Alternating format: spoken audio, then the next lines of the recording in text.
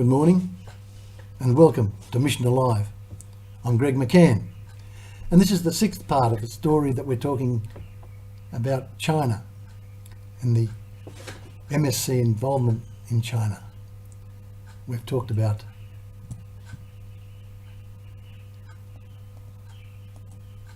the Essendon fathers at Shenzhen, how they got there in the mountainous area, and how Shenzhen is just a very, very small little place covered by big mountains. We talked about the bandits. We talked about the trip from Shanghai up the Yangtze River and then walking 80 kilometres to Shenzhen. We talked about the Paris Missionary Society. We talked about the priests and some of the problems that they had just getting there, and how the bandits even killed the submission superior and wounded another one. How the information comes from Brother Delaney's article in the Province newsletter of the MSCs. We talked about the Long March. We talked about the death of Father Kellner. And we finished with the Long March and the relatively peace that came after the Long March. And they're the great men of the day, the great men of the day. The late 30s were a comparatively peaceful time, and the arrival of the missionary sisters in around about 1934, much was being achieved at that time. Schools, dispensaries, and an orphanage, that's important. The orphanage soon appeared. The number of Christians registered in the area rose from 2,780 to 3,300, and three towns, Zhejiang, Tongren, Wuchan, were able to build their own churches. Now these 5 children here, 1, 2, 3, 4, 5. Those 5 children were the first orphans that the nuns got. Sister Solina, Sister Loyola, Sister Fozia and Sister Cornelia arrived. They must have been extraordinary women. And we can be so proud of the fact that they were a part of our society, a part of our group. At the back, of course, is Father Klesner and Father Mertens. So anyway, things were going pretty well by that time.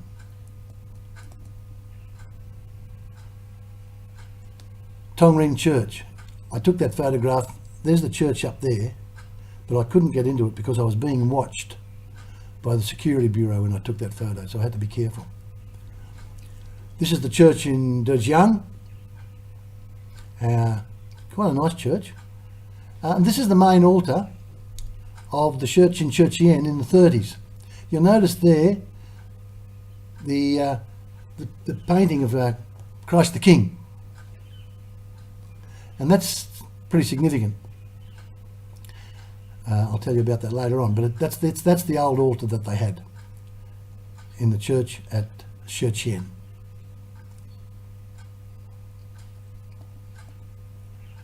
And there's the mob. It was a mission status was raised in 1938 to what they call a prefecture apostolic, and Monsignor Buchholz, there he is there, MSC, was made the apostolic prefect.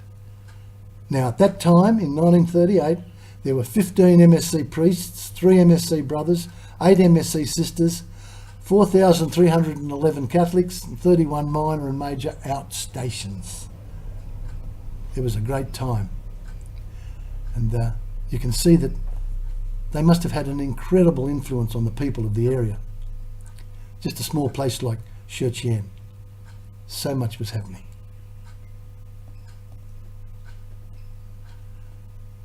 These were the heady days of success, the pinnacle of achievement for the mission. During World War II, Japan did not invade Guizhou province, and, except for the communists, the missionaries were virtually left alone. On one occasion, in 1941, 6 missionaries were abducted and jailed as criminals by the communists, but eventually sent to Shenzhen on the condition that they didn't have anything to do with the Miao or the ethnic minority people. There's lots of ethnic minority people in China,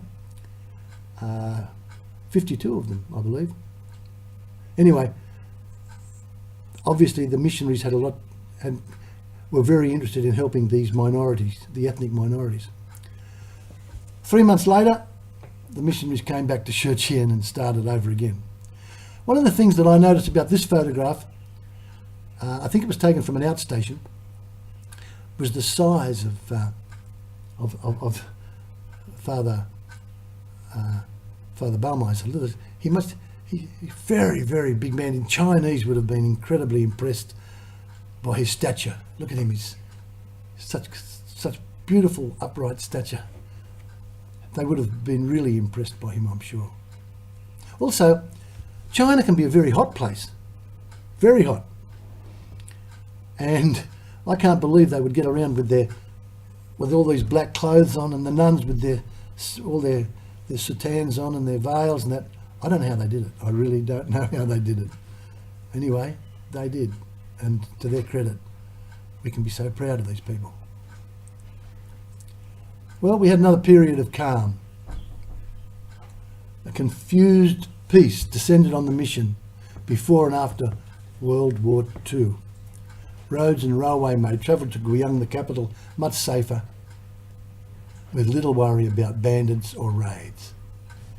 It was definitely a period of calm.